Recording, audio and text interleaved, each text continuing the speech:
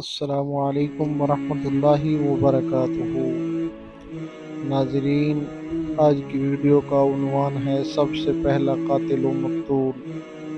روح زمین پر سب سے پہلا قاتل قابیل اور سب سے پہلا مقتول حابیل ہے۔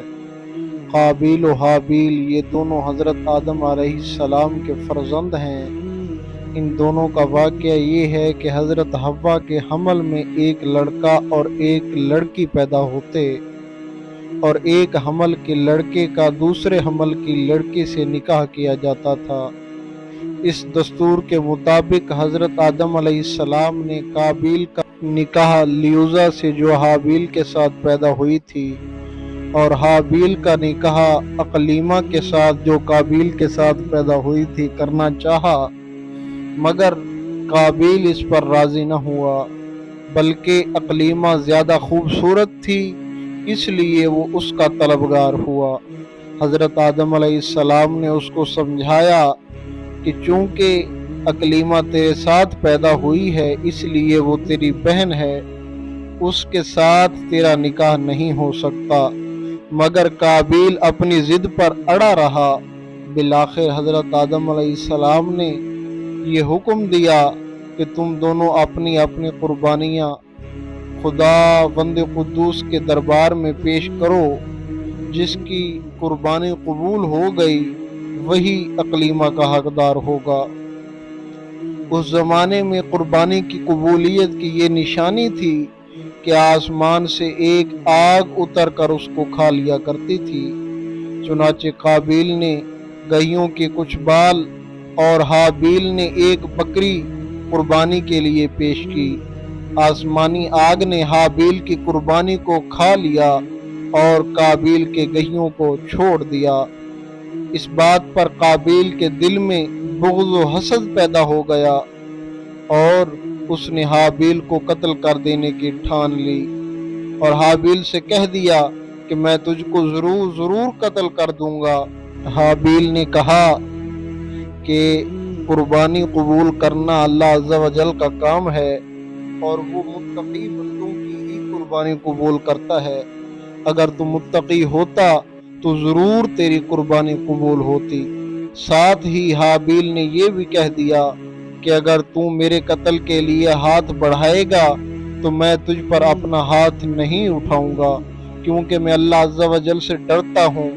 میں یہ چاہتا ہوں کہ میرا اور تیرا گناہ دونوں تیرے ہی پلے پڑیں اور تو دوزخی ہو جائے، کیونکہ بے انصافوں کی یہی سزا ہے۔ پھر آخر قابیل نے اپنے بھائی حابیل کو قتل کر دیا۔ بوقت قتل حابیل کی عمر 20 برس کی تھی اور قتل کا یہ حادثہ مکہ مکرمہ میں جبل سور کے پاس یا جبل حرا کی گھاٹی میں ہوا، اور بعض کا قول ہے کہ بصرہ میں جس جگہ مسجد اعظم بنی ہوئی ہے، منگل کے دن یہ سانحہ ہوا، واللہ تعالی عالم۔ روایت ہے کہ جب حابیل قتل ہو گئے تو 7 دنوں تک زمین میں زلزلہ رہا اور وحوش و طیور اور درندوں میں اضطراب اور بے چینی پھیل گئی، اور قابیل جو بہت ہی گورا اور خوبصورت تھا، بھائی کا خون بہاتے ہی اس کا چہرہ بالکل کالا اور بدصورت ہو گیا، اور حضرت آدم علیہ السلام کو بہت رنج ہوا، یہاں تک کہ حابیل کے رنج و غم میں 100 برس تک کبھی آپ کو ہنسی نہیں آئی، اور سریانی زبان میں آپ نے حابیل کا مرثیہ کہا، جس کا ترجمہ یہ ہے کہ تمام شہروں اور ان کے باشندوں میں تغیر پیدا ہو گیا اور زمین کا چہرہ غبار آلود اور قبیح ہو گیا، ہر رنگ اور مزہ والی چیز بدل گئی اور گورے رنگ کی رونق کم ہو گئی۔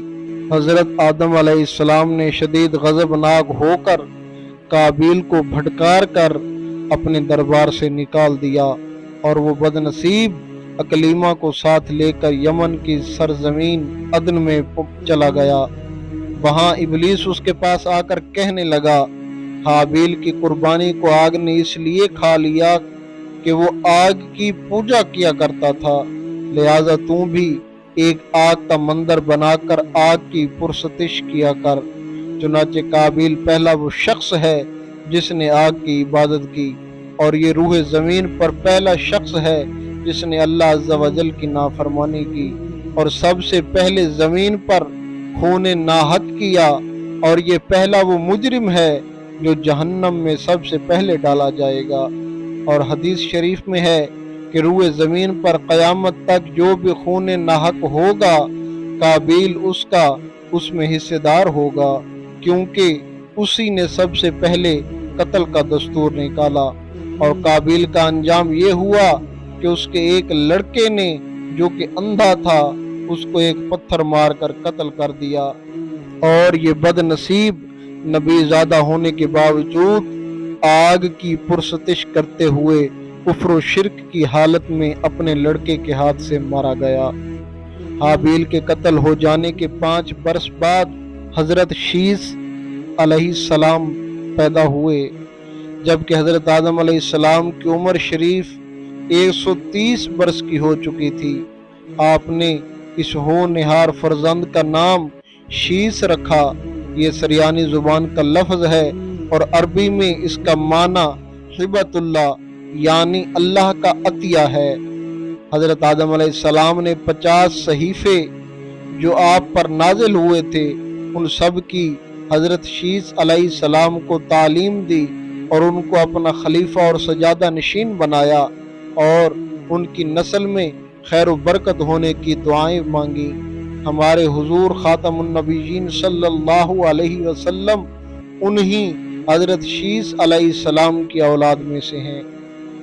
اس واقعہ کو قرآن کریم میں اللہ عز و جل نے اس طرح بیان فرمایا کہ اور اے حبیب انہیں آدم کے 2 بیٹوں کی سچی خبر پڑھ کر سناؤ۔ جب دونوں نے ایک ایک قربانی پیش کی تو ان میں سے ایک کی طرف سے قبول کر لی گئی اور دوسرے کی طرف سے قبول نہ کی گئی، تو وہ دوسرا بولا میں ضرور تجھے قتل کروں گا۔